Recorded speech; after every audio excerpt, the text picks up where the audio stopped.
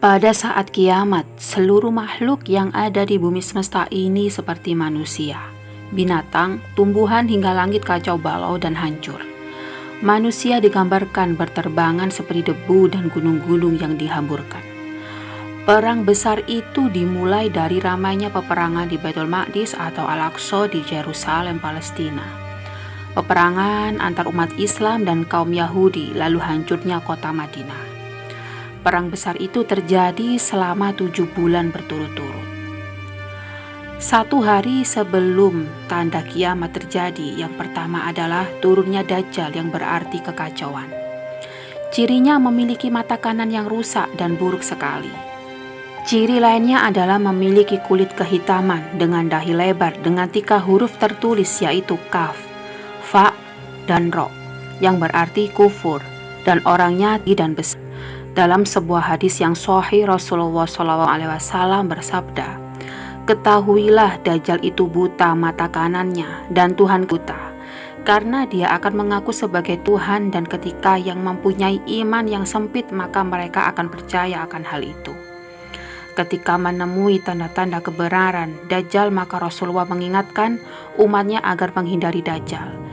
Dajjal dijelaskan akan keluar dan membuat kerusakan di bumi ini selama 40 hari. Tutuplah pintu kalian rapat-rapat sampai tak ada celah sedikit pun. Jagalah anak-anakmu, terutama para istrimu, karena orang yang paling mudah dihasut dan percaya akan fitnah Dajjal adalah kaum wanita.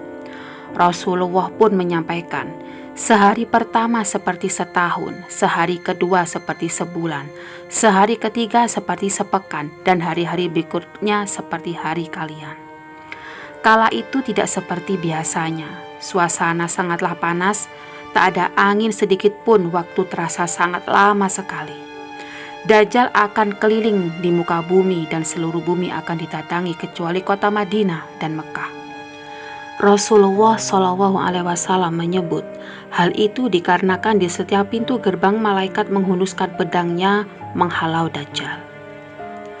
Pada saat Dajjal tiba di Palestina, di waktu bersamaan kota Madinah berkecamuk, kaum muslimin sepakat keluar dan membunuh Dajjal. Maka keluarlah dari Madinah seorang dengan nama seperti Nabi Muhammad, yaitu Muhammad bin Abdillah, yang juga keturunan Nabi Muhammad. Dia memiliki julukan Mahdi dan dikenal sebagai Imam Mahdi. Kemudian turun Isa alaihissalam dengan memegang kedua sayap malaikat. Rambutnya yang basah meneteskan air. Orang-orang saat itu mengenalnya jika itu adalah Isa alaihissalam, dan orang-orang mengetahui jika itu adalah masanya Dajjal keluar. Muslimin ketika itu semua paham, maka sholatlah mereka lalu menuju ke Palestina. Ringkas cerita, Nabi Isa alaihissalam tiba dengan pasukan mujahidin di depan pintu gerbang Babulut. Saat itu Dajjal berkata, "Bukakan pintu gerbang, mereka tidak akan mampu melawan kita." Maka Dajjal dengan sombongnya menunggu di depan gerbang. Pada saat dibuka, Dajjal kaget melihat ada Isa alaihissalam. Dan pada saat itu Dajjal paham kalau sudah tiba ajalnya, dan dia lari dengan badannya yang meleleh di depan pengikutnya. Kemudian ketika suatu kaum yang memuja-muja Dajjal, maka suatu ketika ia merasa kaget. Karena pada saat Dajjal mati, pengikutnya merasa kaget dan berterbaran mereka, serta bersembunyi di bawah pohon dan bersembunyi di belakang batu. Dan pohon ini dinamakan pohon Gharqad. Mereka yang percaya akan pohon ini, yang beranggapan akan melindungi dirinya karena pohon ini tidak akan bisa berbicara. Lalu, apakah selamanya pohon ini bisa melindungi mereka? Wallahu a'lam bishawab.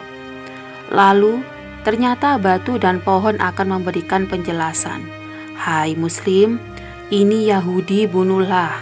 Maka dibunuhlah mereka semua. Kemudian Nabi Isa alaihissalam akan memimpin seluruh bumi dan umat muslim akan masuk ke semua rumah ke muka bumi tanpa sisa. Nabi Isa alaihissalam akan memimpin 40 tahun dengan ketenangan menerapkan hukum Islam. Kemudian turun tanda-tanda kiamat berikutnya, yaitu turunnya Ya'juj dan Ma'juj. Rasulullah menyampaikan, Ciri-ciri mereka adalah memiliki mata dengan sobekan kecil dan kelihatan sipit tapi bola matanya besar. Rambut mereka keriting dan posturnya seperti manusia. Ada sebuah hadis menyebut jika mereka adalah Ya'juj dan Ma'juj. Satu hari sebelum datangnya hari kiamat akan mendatangi sebuah sungai. Namanya adalah Sungai Tiberia. Airnya mengalir banyak dan Rasulullah sampaikan, jika mereka semua minum air sungai itu dan yang terakhir datang tak akan kebagian. Artinya airnya habis diminum mereka. Lalu Rasulullah berkata, Allah berfirman dan berkata, wahai Isa, aku akan mengeluarkan hamba-hambaku yang tidak bisa siapapun mengalahkannya. Maka selamatkanlah dirimu bersama dengan pengikut-pengikutmu ke Gunung Tur. Dijelaskan jika Ya'juj dan Ma'juj itu memang membunuh dan memakan semua dan jumlah mereka sangatlah banyak. Ada yang mengetahui jika dia akan mati jika punya 1000 anak. Dalam sebuah hadis menyebutkan, celakalah bagi mereka yang berada di Jazirah Arab. Hadis tersebut kemudian memunculkan penafsiran jika kemungkinan besar hal itu dimaknai tempat mereka dekat dengan Jazirah Arab. Kata Rasulullah SAW, celakalah orang yang dekat dengan Jazirah Arab karena pertama kali merasakan sebuah goncangan yang dipertandai akan adanya kiamat dimulai. Telah terbuka dari lubangnya Ya'juj dan Ma'juj sebesar ini dengan mengisyaratkan ibu jari dan jari tengahnya. Bisa dibayangkan betapa huru-haranya umat di seluruh bumi waktu itu dari segala penjuru dunia, dari segala penjuru agama. Mereka akan merasakan suatu kepanikan yang luar biasa. Hanya mereka yang mempunyai iman yang kuat yang bisa merasakan surga setelah selesainya waktu kiamat itu. Sahabatku seiman yang dimuliakan oleh Allah, bumi ini sangatlah sudah tua. Banyak teknologi yang semakin canggih, banyak sekali gedung-gedung modern pencakar langit. Sudah saatnya kita bertobat. Bekalilah diri kalian dengan iman sekuat-kuatnya agar kita selamat dunia akhirat dan bisa selamat pula dari fitnah Dajjal. Amin amin ya robbal alamin.